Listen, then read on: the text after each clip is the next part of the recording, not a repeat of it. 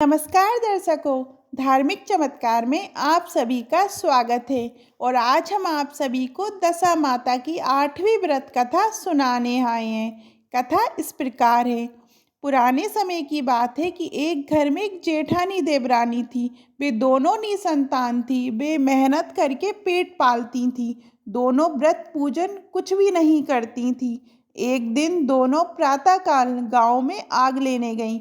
उस दिन गांव में दशा माता का पूजन था, इसलिए उन्हें किसी के यहाँ से भी आग नहीं मिली। आग ना मिलने पर जेठानी देवरानी से बोली, आज हम दोनों का भी व्रत रहेगा। शाम को आग मिलने पर ही रसोई बनाकर भोजन करेंगे। शाम हो जाने पर जेठानी अपनी पड़ोसन के यहाँ से आग लेने गई। पड़ोसन ने उसे आदर पूर्वक बिठाया। जेठानी ने पड़ोसन से बोला, दशा माता का पूजन करने से क्या होता है? पड़ोसन ने बताया कि जिस बात की इच्छा करके डोरा लिया जाता है वह इच्छा पूर्ण हो जाती है। जेठानी ये सुनकर पड़ोसन से बोली, अगली बार जब डोरा लेना हो तो मुझे भी बताना, मैं भी डोरा लूंगी। जेठानी जैसे ही आग लेकर घर से बाहर आई तो उसे गाय चढ़कर आती दिखाई दी। ग्वाला पीछे आ रहा था। उसके कंधे पर एक बछड़ा था और एक गाय बछड़े को चाटते हुए चल रही थी। पड़ोसन ने ग्वाले से पूछा, तुम्हारी गाय के पहली बार प्रसव हुआ है क्या? ग्वाले ने बताया, हाँ। पड़ोसन ने फिर पूछा, गाय ने बछड़ा दिया है या बछिया? ग्वाला बोला, बछड़ा है। ये जानकर जेठानी से पड़ोसन ने कहा कि घर जाकर दशा माता का डोरा ले लो। 9 दिन तक व्रत रखकर कथा सुनना तथा 10वें दिन सिर सहित स्नान करके पूजन करना। दशा माता चाहेंगी तो 10 दिन के भीतर ही तुम्हारी मनोकामना पूर्ण हो जाएगी। जेठानी ने घर जाकर सारी बातें देवरानी को बताई। दोनों ने दशा माता से मन्नत मांगी, यदि हम दोनों की संतान होगी तो हम सुहागिनों को न्योता देंगे। दोनों ने दशा माता का डोरा लिया। दशा माता की कृपा से डोरे की पूजा से पहले ही दोनों देवरानी जेठानी गर्भवती हो गई। 9 महीने 9 दिन के बाद दोनों ने यहाँ 2 लड़कों को जन्म दिया। बालकों के नामकरण संस्कार के बाद देवरानी ने जेठानी से कहा, हमने जो सुहागिनों को न्योता देने की मन्नत मांगी थी अब उसे पूरा करना चाहिए। जेठानी ने कहा, अभी ऐसी क्या जल्दी है? अब लड़कों का अन्नप्राशन संस्कार होगा तब सुहागिनों को न्योता देंगे। जब लड़कों का अन्नप्राशन संस्कार हुआ तब देवरानी ने जेठानी से सुहागिनों को न्योता की बात कही, परंतु जेठानी ने बात को टाल दिया और कहा, लड़कों के मुंडन संस्कार पर सुहागिनों को न्योता देंगे। होते होते कुछ समय बाद लड़कों का मुंडन संस्कार भी हो गया। देवरानी ने जेठानी को सुहागिनों के न्योता की बात कही। जेठानी बोली, लड़कों की सगाई के समय ही सुहागिन न्योती जाएंगी। लड़के बड़े हो गए, उनकी सगाई भी हो गई, परंतु जेठानी ने अब की बार भी सुहागिनें नहीं न्योती। जेठानी बोली, जिस दिन लड़कों के फेरे होंगे उस दिन सुहागिनों को न्योता देंगे। इस पर देवरानी बोली, बहन तुम्हारी जब इच्छा हो तब सुहागिनों को न्योता देना, परंतु मैं तो लगने के दिन ही सुहागिनों को न्योता दूंगी। देवरानी ने लगने के दिन ही सुहागिनों को न्योता दिया, परंतु जेठानी ने कुछ भी परवाह न की। लगने के बाद मात्र का पूजन करके दोनों दूल्हे बारात सजाकर बैंड बाजे सहित ब्याने चले गए।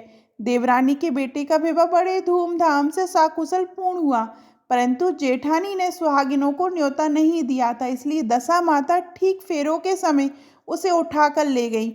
दूल्हे के सहसा गायब हो जाने के कारण वर कन्या दोनों में हाहाकार मच गया। उसकी बारात खाली हाथ घर लौट कर आई, परंतु लड़की की माता बड़े संकट में पड़ गई। इस अधब्याही लड़की से कौन विवाह करेगा? पड़ोस की चतुर सुहागिनों ने लड़की की माता को समझाया कि ब्याह का जो सामान बचा है उस सामान को लड़की के हवाले कर दिया जाए। लड़की भिखारियों को सदाव्रत देने लगेगी। एक दिन एक साधु तीर्थ यात्रा करता हुआ वहां आया। गांव से घने जंगल में एक पीपल का पेड़ था। लोग इस पीपल के पेड़ को पारस पीपल कहते थे। उसी पेड़ पर दशा माता का निवास था। साधु चलता चलता शाम को उसी पेड़ के नीचे ठहर गया। झाड़ूदार ने आकर उसी पेड़ के पास के मैदान में झाड़ू लगाई। भिस्की ने मस्क से वहां पर छिड़काव कर दिया। माली ने ये फूल बिखेर दिया। तब अनेक देवता अनेक प्रकार की पोशाक पहनकर आने लगे तथा स्थान पर बैठने लगे। सबसे बाद में स्वर्ग के राजा इंद्र का सिंहासन उतरा। इसी के साथ स्वर्ग की अप्सराएं आकर सिंहासन के चारों ओर नाचने लगी। उसी समय अधविहाय लड़के को गोद में लेकर दशा माता पीपल के पेड़ से नीचे उतरी। इंद्र के साथ स्वर्ग से एक सूरक गाय भी आई थी। उसने 2 गिलास दूध दिया था। लड़के ने अधविहाय के भाग का एक गिलास अलग रख दिया था। दूसरे गिलास का दूध भी पी लिया। जब तक अप्सराओं का नाच गान होता रहा, दशा माता लड़के को गोद में लेकर बैठी रही। प्रातःकाल होते ही देवताओं का दरबार भंग हुआ। साधु भी वहां से चलकर गांव में आया। साधु महाराज गांव में भिक्षा मांगते मांगते अधविहाय लड़की के घर पर पहुंचे। लड़की ने आदर पूर्वक साधु को बिठाया और भोजन तैयार किया। लड़की ने 3 पत्तल परोस कर रखे। पहली पत्तल अधविहाय अपने पति के लिए रखी, दूसरी पत्तल बाबा जी के सामने रखी और एक पत्तल अपने सामने रखी। बाबा ने अपने आप कहा, जो बात मैंने रात वहां देखी वही बात यहाँ भी देखने को मिल रही है। लड़की ने पूछा, क्या बात है बाबा जी? साधु बाबा ने बात टालते हुए कहा, हम बैरागी लोग ऐसी अनेक बातें कहते रहते हैं। तुम ऐसी बातों से तुम्हें क्या मतलब? तुम तो भोजन करो और भगवान का भजन करो। लड़की ने हट पकड़ ली। उसने कहा, जब तक आप अपनी बात का खुलासा नहीं करोगे मैं भोजन नहीं करूंगी। इस पर भी साधु बाबा चुप रहे। तब लड़की बोली कि आप साधु हैं और मैं सती हूँ। आप या तो अपने कथन को स्पष्ट कीजिए कि आपने रात में क्या देखा, नहीं तो मैं आपको शाप दे दूंगी। तब साधु बाबा ने रात का सारा किस्सा कह सुनाया। ये सुनकर लड़की ने बाबा के साथ पीपल के पेड़ के पास जाने का निश्चय कर लिया। साधु बाबा आगे आगे चले और लड़की उनके पीछे पीछे चलती रही। साधु बाबा लड़की को पारस पीपल के पास छोड़कर चले गए।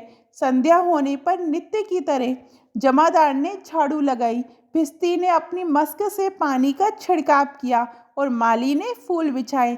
देवताओं के राजा इंद्र आए। अप्सराओं का नाच गाना प्रारंभ हो गया। उसी समय दशा माता पीपल के पेड़ पर से उतरकर दरबार में बैठ गईं।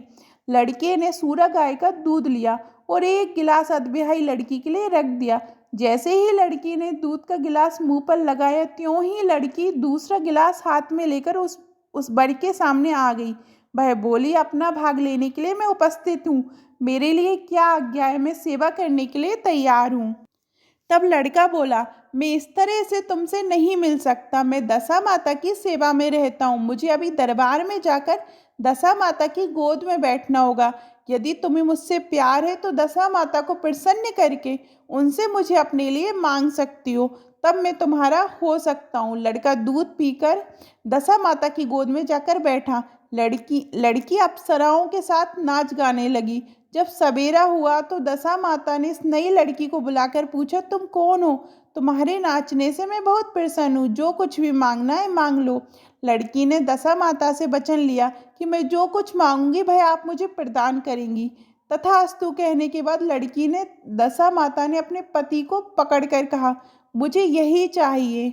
लड़की ने अपने पति को पकड़कर कहा, मुझे यही चाहिए। दशा माता ने कहा, तूने मांगा तो बहुत, परंतु मैं वचन दे चुकी हूँ। इसी कारण मैं तेरे पति को तुझे वापस देती हूँ। राजा इंद्र ने पूछा कि भगवती, ये सब क्या राज है? मैं इस राज को जानना चाहता हूँ। तब दशा माता ने बताया कि ये लड़का मेरे वरदान से ही प्राप्त हुआ था और इसकी माता ने मन्नत मांगी थी कि लड़का पैदा होने पर मैं सुहागिनों को न्योता दूंगी, परंतु उसने अभी तक अपना वचन पूरा नहीं किया। इस कारण मैं इस लड़के का विवाह मंडप से उठा लाई हूँ। इस लड़के को मंडप से उठा लाई हूँ। ये लड़की इसकी अधविहाई पत्नी है और पतिव्रता है। पतिव्रता होने के कारण ये देव समाज में पहुंचकर मुझसे अपना पति मांग रही है। दशा माता के ऐसे वचन सुनकर इंद्र सहित सब देवताओं ने वर वधू के ऊपर पुष्प की वर्षा की। तब तक साधु बाबा भी वहां पर आए। साधु बाबा दूल्हा और दुल्हन को साथ लेकर गांव की ओर चल पड़े। जब ये तीनों गांव के समीप पहुंचे तो गांव वालों ने दूल्हा दुल्हन को देखकर लड़की के पिता को सूचना दे दी, तुम्हारी पुत्री एक दूल्हे के साथ आ रही है। जिस दिन से लड़की चली गई थी तो उसके पिता ने लोग के समाज के डर से बाहर निकलना बंद कर दिया था। गांव वालों की ये बात सुनकर उसने घर के किवाड़ बंद कर दी। उसे लगा कि लड़की साधु बाबा के साथ आ रही होगी, इसलिए लोग मेरा उपहास कर रहे हैं। जब गांव के गणमान्य व्यक्तियों ने भी वही बात बताई, तब उसने घर के किवाड़ खोले और बाहर निकला। जब उसने सचमुच अपनी द्वार पर लड़की और दामाद दोनों को खड़े देखा तो उसकी प्रसन्नता का ठिकाना नहीं रहा।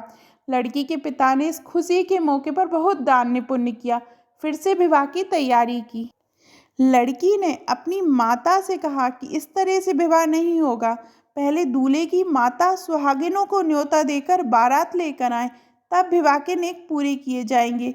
लड़की के पिता ने लड़के के घर पर खबर भेजी। लड़के की माँ ने पहले सुहागिनों को न्योता दिया, तब बारात चली। बड़ी धूमधाम से विवाह हुआ।